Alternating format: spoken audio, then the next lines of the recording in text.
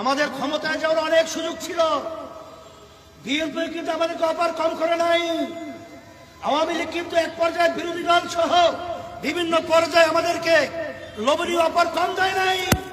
কিন্তু আমরা দেখেছি এই জালেমদের লেজুর ভিত্তিক ক্ষমতায় সিঁড়ি হিসেবে যদি আমরা ব্যবহৃত হই, বাংলাদেশের মানুষ চিরতরে তারা অবাঞ্ছিত হবে, তারা স্বাধীনতা খর্ব হবে, খুনি হবে, গুম হবে, টাকা পাচার হবে। এই সুযোগ ইসলামী আন্দোলন বাংলাদেশ কখনই তাদেরকে দেবে না। এই জন্য আমরা কিন্তু তাদের সিঁড়ি হিসেবে ব্যবহৃত হই নাই, আর আল্লাহর রহমতে হবো না।